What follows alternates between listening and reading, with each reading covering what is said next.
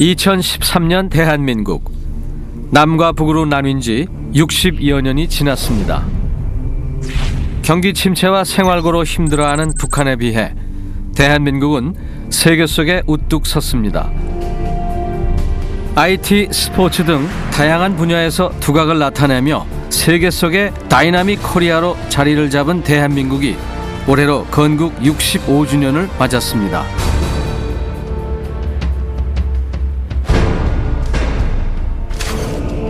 나라가 세워짐 또는 나라를 세운다는 뜻의 건국. 그런데 대한민국의 건국일을 정확하게 아는 우리 국민은 얼마나 될까요? 거리로 나가 사람들에게 물어봤습니다. 건국 기념일이 언제인지 아세요? 네? 아니 모르겠어요. 3월? 아, 왜 3월이야? 봄이잖아요. 혹시 오늘인가요? 대부분의 사람들이 건국일에 대해서 모른다는 대답을 했는데요. 한 여론조사 기관에 따르면 우리 국민 중 75%가 대한민국 건국일을 모른다고 답했습니다. 제헌절은 아는데 개천절도 아는데 1945년? 역사적 흐름은 알고 있는데 연도를 정확하게 잘 모르네.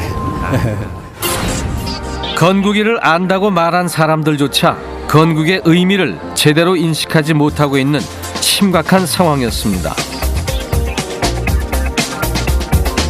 당신이 알고 있는 대한민국의 건국일은 언제입니까? 지금부터 대한민국의 건국 과정과 건국일에 대해 알아보겠습니다.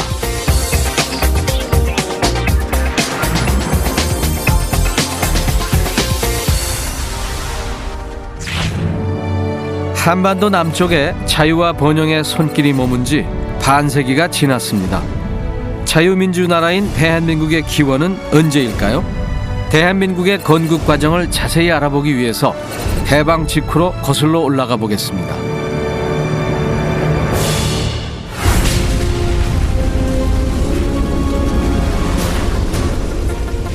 일본의 히로시마와 나가사키에 떨어진 원자폭탄. 제2차 세계대전에서 연합국이 승리하면서 한반도에도 봄이 찾아왔습니다. 우리 민족이 일제의 압제에서 해방되는 순간이었죠.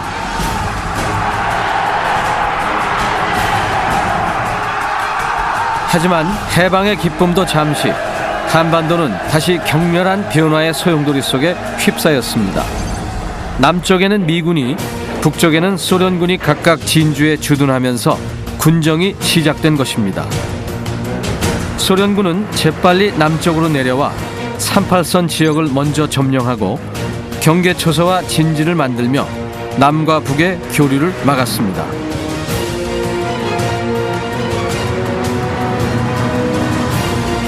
이와는 달리 미군은 소련군보다 거의 한 달 늦게 남한에 들어왔습니다.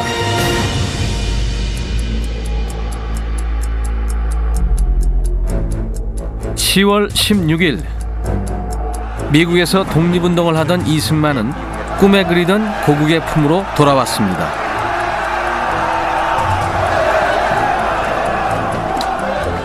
국외에서 활동하던 독립운동가들도 뒤이어 한국으로 돌아왔습니다.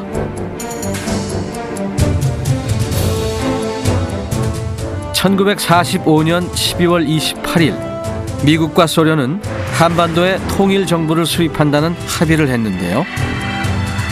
모스크바 의정서의 핵심 내용은 미소 공동위원회를 열어 남북 통일 임시 민주정부를 세우고 미국, 영국, 중국, 소련의 4개국이 5년간 신탁 통치를 한 후 한반도의 완전한 독립을 허용한다는 것.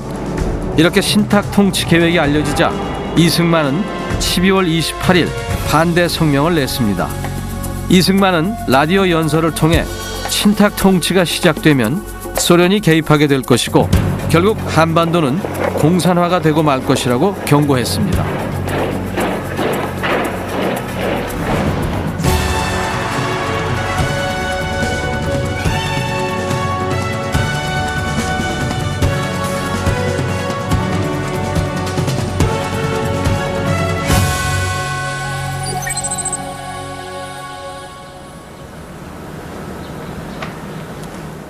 1947년 10월 18일부터 초대 대통령 이승만이 거주하던 이화장입니다.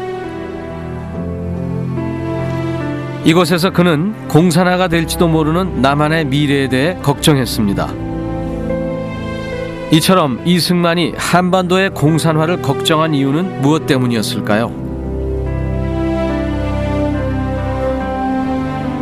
국제 감각이 뛰어났던 이승만이 볼 때 통일된 독립국가의 건설은 결코 쉬운 일이 아니었습니다. 그것은 북한을 점령하고 있는 소련군의 동의를 얻어야만 가능한 일인데 동유럽의 경우를 보면 그럴 가능성은 전혀 없었기 때문이었죠.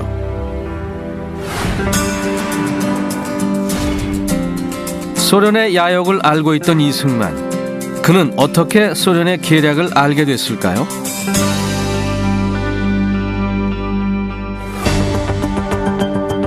이승만은 1899년 고종 폐위 음모에 휘말려 종신형을 선고받고 한성 감옥소에 수감 중이었습니다. 이때 이승만은 피터 대제 유훈을 읽고 러시아의 전통적인 팽창 야욕을 알게 됐습니다. 북극해와 인접한 러시아는 겨울에도 얼지 않는 항구를 확보하는 게 큰 숙제였는데요. 태평양으로 진출하는 데 필요한 부동항을 찾아 끊임없이 남진 정책을 펼치던 러시아에게 한반도는 탐나는 목표물이었던 것이죠. 소련의 전신이 제정 러시아죠. 제정 러시아 때부터 늘 러시아는 이 한반도에 대해서 야심을 가지고 있었습니다. 잘 알다시피 이 극동에서 얼지 않는 항구를 차지하는 것이 러시아의 역사적인 목표였습니다. 그래서 그 한말 당시에도 러시아가 일본에게 그 한반도를 분할하자는 제의를 2번이나 하게 됩니다. 또한 공산혁명 과정에서 드러난 잔인함과 개인의 자유 억압, 종교 말살 정책 등이 이승만으로 하여금 반공주의 노선을 더욱더 추구하게 만들었던 것입니다.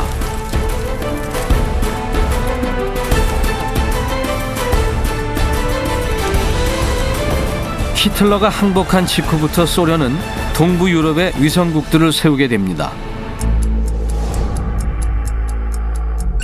소련은 조직적으로 폴란드, 체코슬로바키아, 헝가리, 루마니아, 불가리아, 유고슬라비아, 알바니아 그리고 동독까지 빠르게 공산화시켜 나갔습니다. 그리고 작은 스탈린으로 불리는 현지 지도자를 내세웠는데요. 이들은 나치 독일을 피해 소련으로 피신했다가 소련군의 도움으로 귀국해 권력을 잡은 공산주의자들이었습니다. 소련에서 자기네들이 이 보호하고 키운 말하면 그 현지의 공산주의자들을 파견을 합니다. 예를 들면 이제 폴란드 같은 경우는 비에르트 같은 이런 사람들이 이제 들어와서 소련군의 도움으로 폴란드에서 공산 정권을 세우게 됩니다. 소련이 동유럽의 공산화의 거대한 붉은 벨트를 형성할 때 모스크바에서 제조한 공산 정권 만들기 설계도와 부품 그리고 꼭두각시들을 화물열차에 태워 각국으로 보내 공산 정권을 세웠다고 해서 생겨난 말이 바로 화물열차 정권입니다. 전부 화물열차를 타고 들어왔다. 그래서 이제 이 화물열차 정권이라고 불리고 그 화물열차 정권의 수장, 다시 말하면은 소련군이 스탈린이 지정해준 그 지역의 지도자는 일종의 꼬마 스탈린이죠. 그러니까 스탈린을 모방한 이 꼬마 스탈린, 작은 스탈린이 되는 겁니다. 그러면 그와 같은 동유럽의 현상이 이 북한에서도 똑같이 일어날 수밖에 없습니다. 그렇다면 화물열차 정권은 어떤 방식으로 동유럽 국가들을 점령했던 걸까요? 공산주의자들은 비공산 세력과 연립정부를 세우고 군대, 경찰과 같은 권력의 핵심 기구를 독차지했습니다. 그리고 연립정부 안에 있던 비공산 세력을 숙청하거나 정치적 테러와 공포 분위기 속에서 선거를 치러 정권을 장악하는 방식으로 많은 동유럽 국가들을 공산화시켰던 겁니다. 좌우합작 연립정부를 세웠는데도 국민들이 공산주의자들을 그렇게 많이 지지하지 않으니까 공산화를 할 수가 없어요. 그래서 결국은 1948년 2월에 소련군이 공산주의자들을 시켜서 쿠데타를 일으켜서 뒤집어 엎습니다.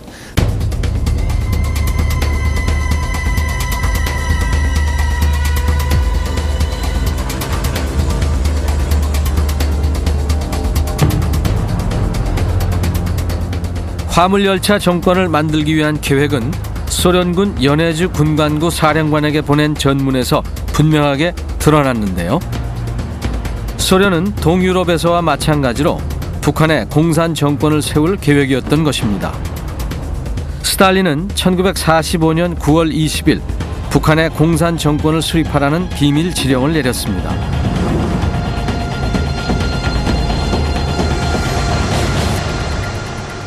모든 프로그램, 소위 자신들이 소비에트화에 관한 모든 프로그램은 모두 소련 군정에서 만들어냅니다. 전형적인 소비에트화의 이식 과정인 토지개혁이라든지 산업 국유화라든지 소위 임시인민위원회, 소위 김일성이 위원장으로 있는 임시인민위원회 이름으로 발표만 해가는 그런 과정이라고 이해하면 됩니다. 1946년 3월 20일 서울 덕수궁에서 모스크바 3상회의 결정을 실천하기 위해 제1차 미소공동위원회가 열렸습니다. 1946년 5월 6일 미군과 소련군의 의견이 팽팽히 맞서면서 미소공동위원회는 무기한 휴회에 들어갔는데요. 사실 나중에 돌이켜보면 성공 가능성이 거의 없는 것이었습니다. 1946년 6월 3일 이승만은 호남 지방 순방 도중 그 유명한 정읍 발언에서 남한 과도 정부의 필요성을 비쳤는데요. 그것은 폭탄적인 발언이었습니다. 모두가 통일 정부를 세워야 한다고 주장하는데 남한 과도 정부의 필요성을 언급한 주장은 당시 파격적이었던 것이죠. 미소공동위원회가 결렬이 돼가지고 남북한의 통일정부 구성 가능성이 매우 희박해진 상태에서 남한 지역에서 그에 대비한 어떤 노력이 있어야 되지 않겠느냐, 그런 것이 핵심 취지입니다. 그래서 이 박사는 남한 지역에서 그 대응책으로서 무슨 위원회를 구성한다든지 또는 임시정부를 구성한다든지 그런 노력이 필요하다, 이렇게 말했던 것입니다. 북한에는 이미 1946년 2월에 사실상의 정부인 북조선 임시인민위원회가 들어섰는데요. 소련은 점령지인 북한에 공산체제를 확고히 굳힌 뒤 그것을 기반으로 남한까지 공산화시킬 기지로 삼으려고 했던 것입니다. 그것이 바로 민주기지론인데요. 민주기지론은 한마디로 말하자면 여러 가지로 유리한 조건에 있는 북한 지역에서 공산주의 방식으로 정치, 경제, 군사적 역량을 강화하여 이를 토대로 전 한반도의 공산주의 통일을 완성한다는 것으로 스탈린의 혁명 전략에서 유래된 것입니다. 이렇듯 북한에는 사실상의 정부가 들어선 데다 미소공동위원회도 더 이상 진전이 없어 보이니 남한만이라도 임시정부 혹은 위원회 같은 것을 조직해 소련군이 북한에서 이룩한 변혁적 조치에 대응해야 한다는 것이 이승만의 주장이었습니다. 좌우 대립이 격화되면서 중도파 세력들은 미소공동위원회가 다시 열려 제자리를 잡지 못하면 결국은 분단되고 말 것이라는 위기감을 느끼게 됐습니다. 여운형, 김규식, 안재홍 등 중도파 인사들이 주도하여 1946년 7월 좌우합작위원회를 수립했습니다. 좌우합작운동의 궁극적인 목표는 좌익, 우익 세력 등 사상을 넘어서 조선 내의 모든 조직이 하나로 통합되어 중도적 사상의 통일정부를 수립하는 것이었습니다. 1946년 7월에 구성된 좌우합작위원회는 좌익 세력이 제시한 5원칙과 우익 세력이 가져온 8원칙을 절충하여 3개월 후인 1946년 10월에 합작위원회에서 좌우합작 7원칙을 발표하게 됩니다.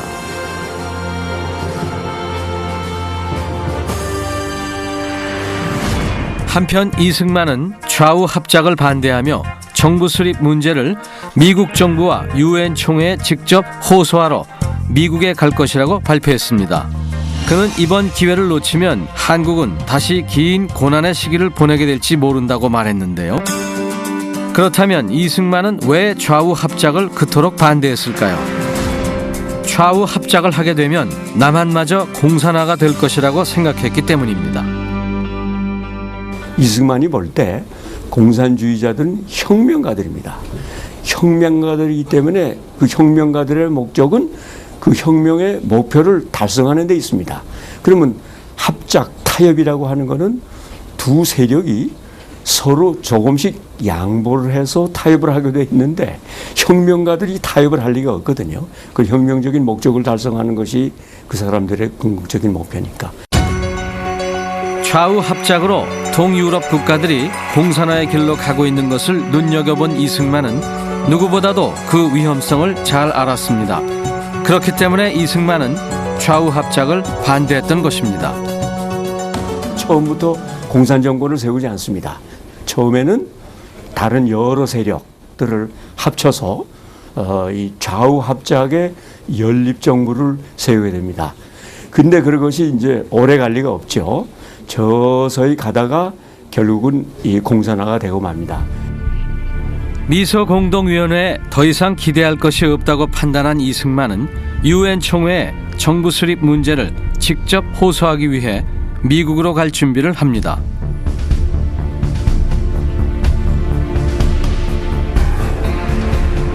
그리고 이승만은 하와이를 거쳐 12월 7일 워싱턴에 도착했습니다.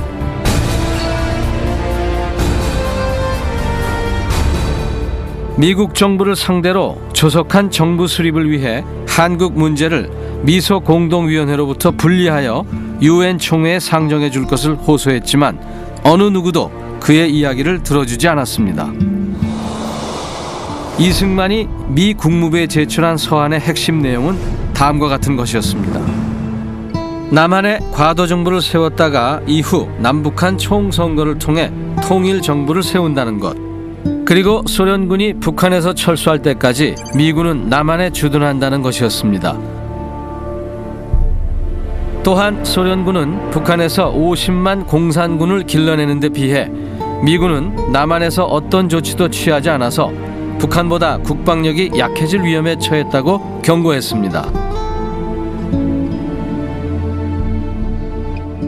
미국 정계는 당시 반공 분위기가 고조되고 있는 시점이어서 이 박사의 주장에 대해서 호의적이었습니다.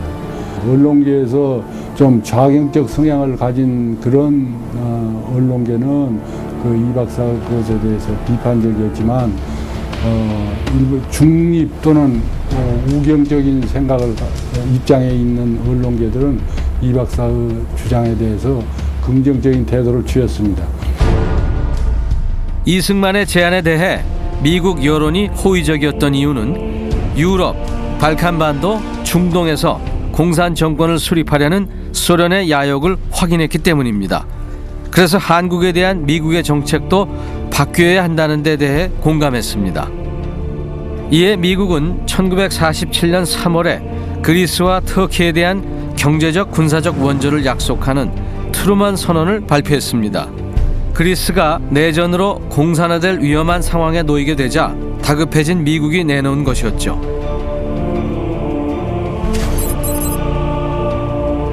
마침내 유엔 총회 본회의는 한반도에서 유엔 감시하에 자유총선거를 통해 남북 통일 정부를 세우기로 결정했습니다. 유엔은 선거 계획을 실행하기 위해 유엔 임시 한국위원단을 서울에 파견했습니다. 그러자 김일성은 평양에서 개최된 군중대회에서 위원단을 북한에 한 발짝도 들여놓지 못하게 할 것이라고 선언했습니다. 여기서 유엔 임시 한국위원단은 고민에 빠졌습니다. 북한이 자유총선거를 거부하는 상황에서 남한만이라도 선거를 할 것인지를 결정해야 했기 때문인데요. 결국 1948년 2월 26일 유엔 소총회는 미국안을 놓고 표결에 붙여 찬성 31표로 가결했습니다. 유엔 임시 한국위원단이 활동 가능한 남한 지역에서 총선거를 실시하도록 결의한 것입니다. 1948년 5월 10일 한국은 역사상 처음으로 자유선거를 치렀습니다.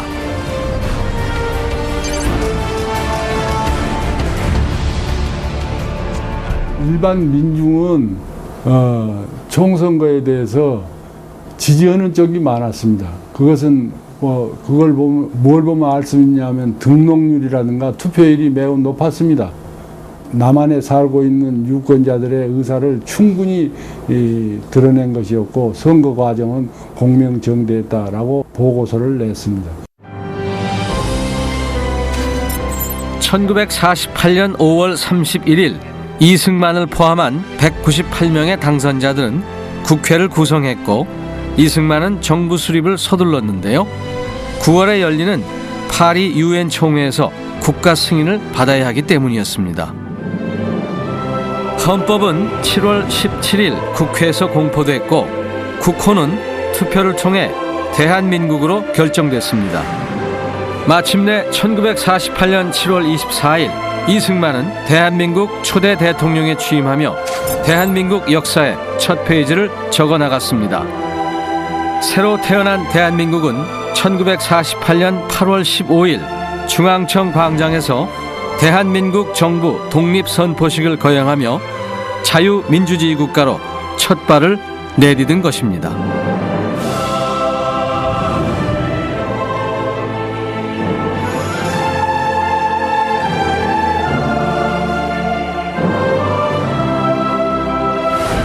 (65년) 전 오늘은 외세의 도전과 안팎의 혼란을 물리치고 대한민국을 건국한 날이기도 합니다. 자유민주주의를 우리가 지향하는 핵심 가치로 헌법에 담아 대한민국이 출범한 것이야말로 오늘의 번영과 미래로 나아갈 수 있었던 첫 걸음이었습니다. 해방과 함께 찾아온 좌우 대립의 극심한 혼란과 가난, 6.25 전쟁의 상처를 극복하고 오늘의 자유와 번영으로 이끈 원동력은 무엇일까요? 그것은 개인의 자유와 창의를 존중하는 자유민주주의를 추구했기 때문일 것입니다. 건국 아버지들의 현명한 선택과 피땀 어린 노력으로 비롯된 대한민국 건국이야말로 위대한 기적의 시작이 아니었을까요?